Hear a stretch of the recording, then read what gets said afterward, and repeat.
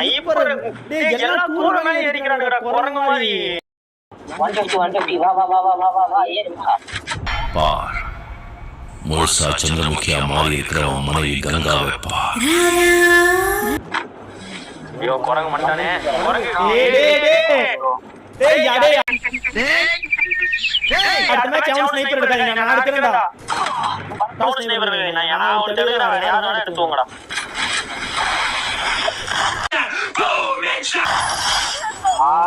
bro ரெண்டு பேருக்கு டீமே காப்பாத்தி போறடா ஒருநாள்